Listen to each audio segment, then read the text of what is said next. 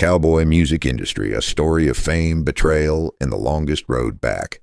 There are two kinds of people who'll smile at you when you're riding high.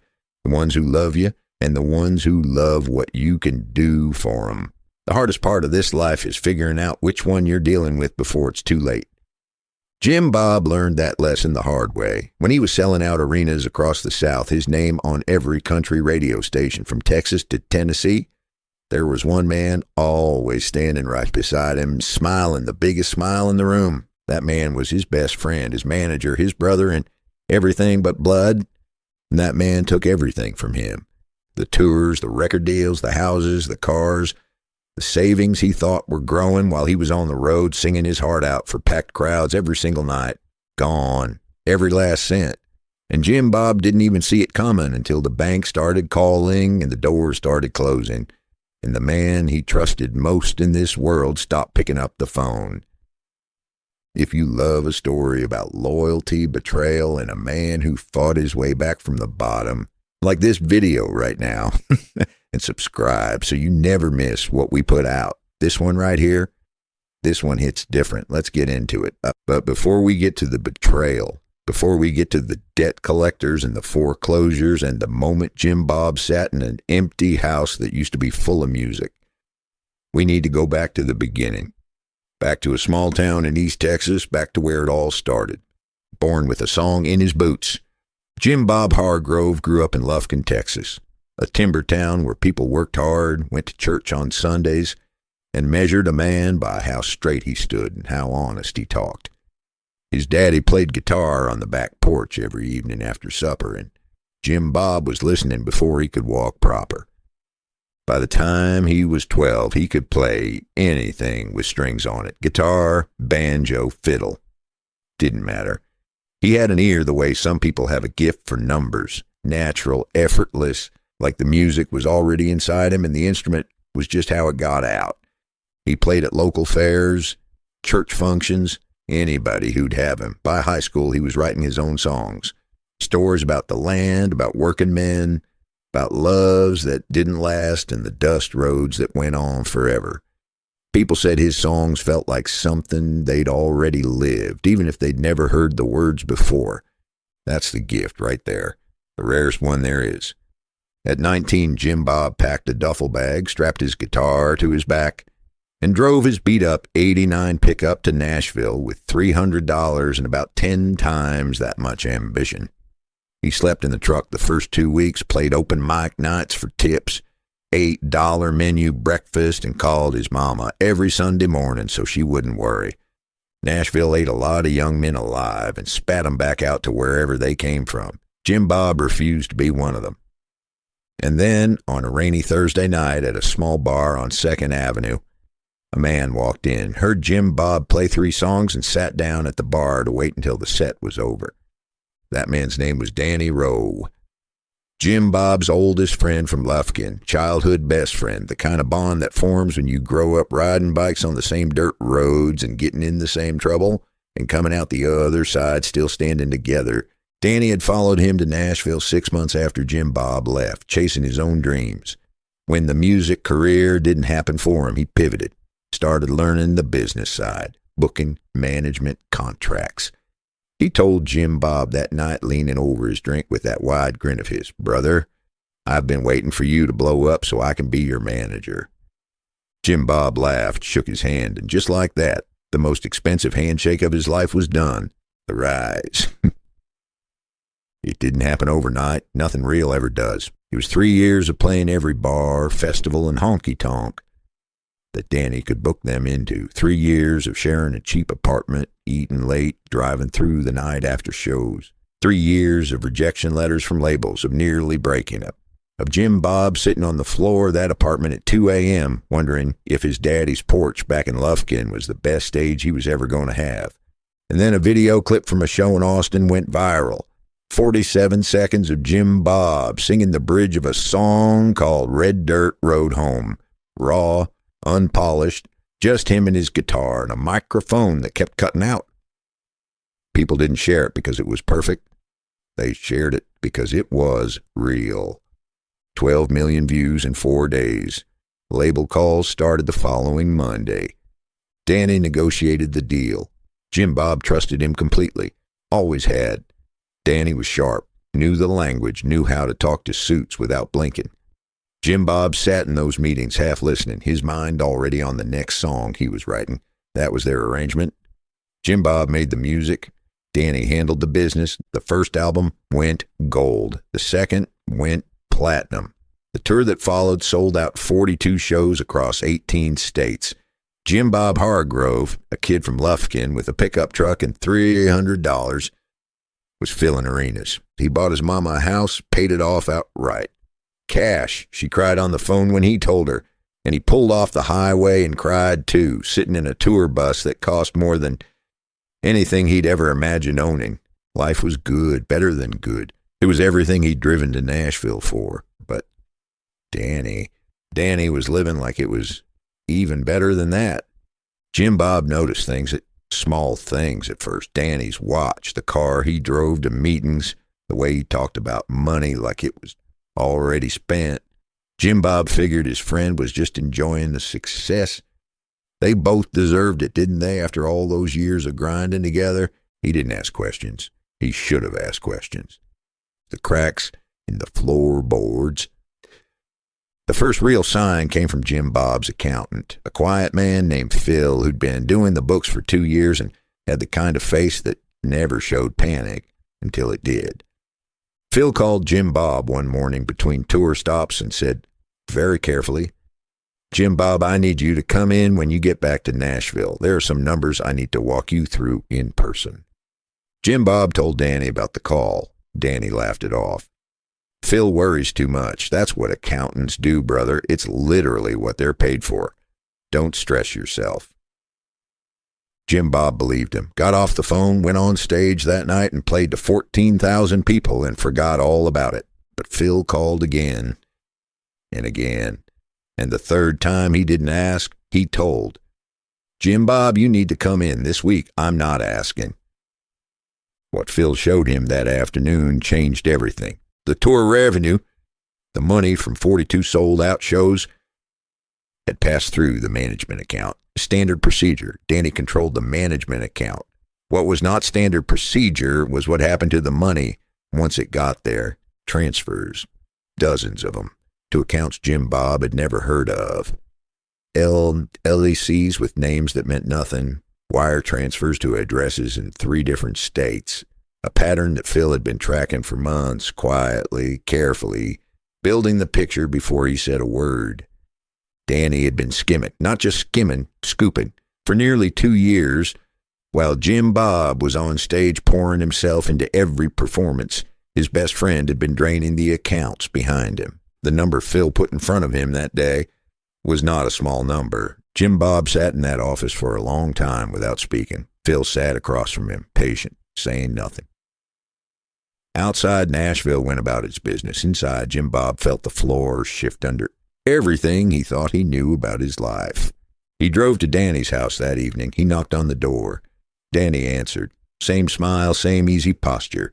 And Jim Bob looked at his oldest friend in the world and said simply, "We need to talk." The confrontation. Danny didn't confess right away. That wasn't his style. He was too smart for that, too practiced at talking his way around corners. He said the transfers were for expenses, tour costs, marketing, investments he'd made on Jim Bob's behalf that hadn't paid off yet. He had answers for everything, smooth and fast, the way a man talks when he's had his story ready for a while. Jim Bob listened to all of it, every word, let Danny talk himself out. Then he put Phil's documents on the table, every transfer, every LLC, every account. Danny's smile didn't disappear all at once.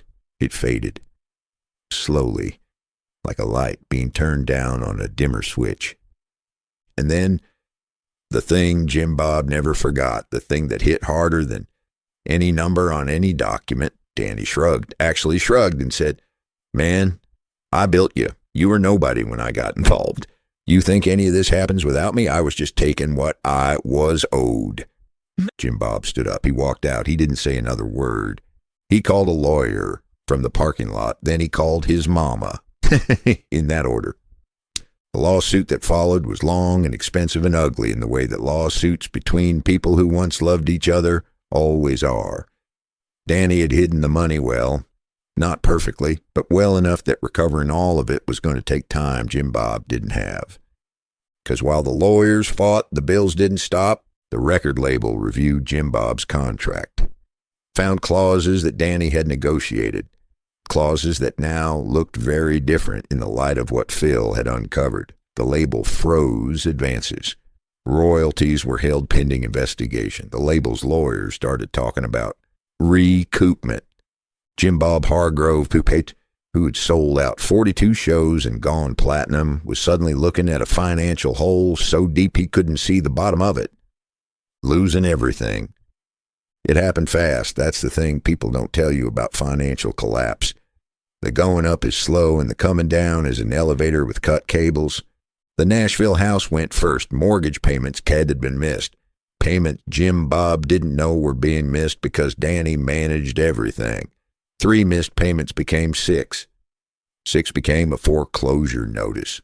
Jim Bob moved his things out on a Tuesday morning in November. He did it himself. No movers, just him, a rented truck, and the quiet of a house that had gone from full of music to just full of boxes. The cars went next. Repo men came early one morning, professionally polite in the way that made it worse somehow. Jim Bob watched from the porch with a cup of coffee. He didn't argue. There was nothing to argue about. The second property, a lake house in Tennessee he'd bought thinking he'd have somewhere to write, went through a short sale. He barely saw a cent of it. He moved into a rented room above a music store in East Nashville, $220 a month, a single window that looked out at a parking lot. He was 34 years old and starting from zero. The record deal was still technically active, but the label had him in a contract that gave them the right to shelf his music indefinitely. New recordings couldn't be released without approval. Approval that wasn't coming while the legal situation was unresolved. He was trapped, still under contract, still unable to move. He called his mama every Sunday. He never told her how bad it was. She'd have driven to Nashville, and that wasn't something he was going to do to her. He sat in that rented room at night with his guitar, and he wrote. Not for the label, not for anyone. He wrote because it was the only thing that had ever made sense to him, and right now, nothing else did. He wrote a song called Danny that he never intended to release, just needed to get it out. 17 verses. He played it once alone and then put it in a drawer. And then on a cold February morning, he got a phone call that changed the direction of everything. The way out appears. The call was from a woman named Kara Sutton, an entertainment attorney out of Austin, Texas. Sharp, direct. The kind of woman who didn't waste a single word on the phone. She had been following the lawsuit. She told Jim Bob she believed she had found something in his original contract with Danny, something that, if properly argued, could void the management agreement retroactively, which would change the legal status of every financial transaction Danny had made on his behalf. I'm not promising you'll get everything back, she said, but I think we can get you free, and free is where you start. Jim Bob was quiet for a moment. Then he said, "What do you need from me?" What followed was 4 months of the most intense, focused work of Jim Bob's life, and none of it involved a guitar. He sat in Kara's Austin office going through documents. He dug up emails, texts, old voicemails. He called promoters who'd worked his tours and asked them to testify to payment arrangements. He built the case brick by brick alongside a woman who worked like she had something to prove and never once told him it was going to be easy. In the meantime, he was playing again. Small venues, no label, no management. He'd reach out to bar owners directly, the old way, the way he and Danny used to do it back before any of this. He charged the door, split it with the venue. He was making $500 on a good night. He didn't care. He played like it was those early Nashville years. Like nothing was guaranteed, like every song might be the last one anyone ever heard from him. People started showing up. Word traveled the way it does in music towns, and mouth to mouth and show to show. Jim Bob Hargrove was playing again, not the polished arena version, the real one. The one from before the label and the tour buses and the platinum plaques. The room got fuller every week. He noticed. He said nothing about it. Just kept his head down and kept building the case with Cara. And then the morning came when she called and said, "Jim Bob, we got him. Getting even." The court ruled in Jim Bob's favor on a Thursday morning in April. The management contract was voided. Every transaction Danny had made from the management account was now subject to fraud recovery proceedings. Criminal charges followed within 60 days. The district attorney had been building a parallel case and was ready to move. Danny Rowe, the man who had shrugged and said he was just taking what he was owed, was arrested on a Wednesday afternoon outside a restaurant in Brentwood, Tennessee. Jim Bob didn't watch it happen. He didn't need to. He heard about it from Cara, who called him the moment she saw the news. He was sitting on the small stage of a bar in East Nashville doing a sound check for that evening's show. He put the phone down, picked up his guitar, and played the opening chords of a new song he'd been working on. He hadn't decided to forgive Danny. That wasn't what this was. Forgiveness and justice are two different things, and Jim Bob was old enough to know you can pursue one without waiting on the other. The financial recovery was partial. Danny had spent enough of the money that not all of it was coming back.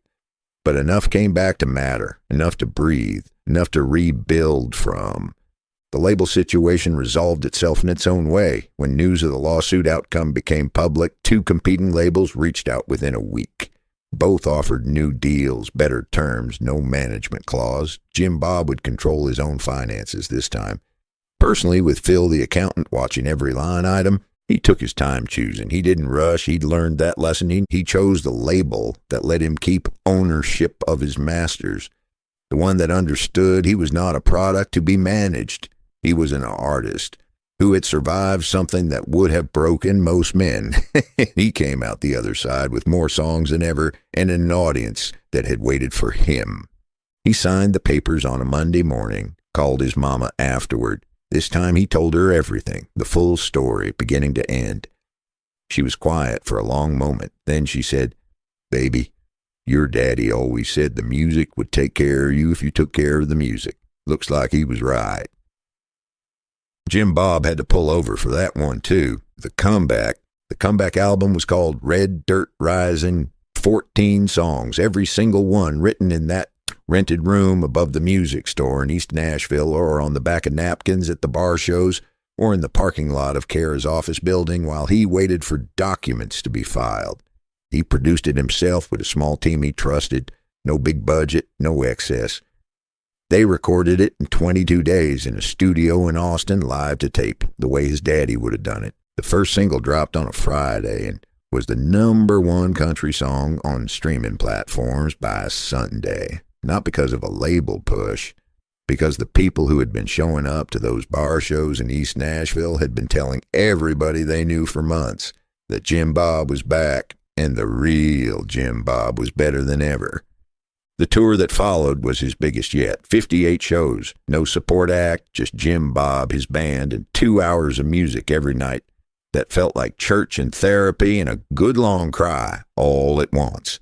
He brought Phil on every stop, every financial report, every settlement, every royalty statement. Jim Bob read them himself, every one. He was never going to be in a position of not knowing what was happening with his own money again. He also hired a new manager, a woman named Greta, recommended by Cara, organized, experienced, transparent to a fault. She sent him weekly reports he actually understood and billed to him exactly what their contract said. Nothing more. Nothing less. Jim Bob bought a new house, smaller than the Nashville one, out toward the hill country where you could sit on the porch and hear nothing but wind and crickets and the occasional dog barking 3 properties over. He bought his mama a new porch swing for her house in Lufkin. Sent it with a note that said, "Every good song started right here. Love, Jim Bob." He was happy, not the loud arena-size happy of the first rise, or something quieter, sturdier, built on ground that had been tested and held. What the Dust Teaches You. Outro Plus. Like and subscribe. Danny Rowe was convicted on 3 counts of wire fraud and 1 count of theft by deception. He served time. Jim Bob did not attend the sentencing. He was in Amarillo that night, playing a sold-out show to 4,000 people who sang every word of every song back to him. He has never written publicly about Danny. He's been asked in the interviews more times than he can count. He always gives the same answer. There's a song on the album about it. That's where it lives now. That's where it belongs. People who know Jim Bob say he came back different, not harder. That's not the right word. Clearer. Like a man who had all the noise burned away and found out what was underneath was stronger than he knew. He still plays like he's got something to prove every show, every night. Not to the labels or the charts or the critics, to himself. To the 19-year-old kid who slept in a pickup truck in Nashville and believed hard enough to stay. If you take anything from Jim Bob's story, take this. The people closest to you are not always the safest ones. Success attracts all kinds, the loyal and the opportunistic. The ones who will build with you and the ones who will wait until you're not looking. Know your numbers, know your contracts, know who has access to your livelihood and why. The music business is brutal. Life is brutal, but it cannot break a man who knows what he's made of. Jim Bob Hargrove lost the houses and the cars and the deal and the friendship he thought would last a lifetime. He got back something better, a career that belongs to him, songs that are his, a life built on land that nobody else can foreclose. And every night when he walks out on that stage and the lights come up and the crowd gets loud, he thinks about that parking lot in Nashville where it all fell apart. Not because it still hurts, because it reminds him how far he rode to get back here. Jim Bob's story hit home? Like this video and subscribe right now so you never miss a story. Drop a comment below. Did Jim Bob do the right thing, or should he have confronted Danny sooner? Tell us what you think. We'll see you in the next one.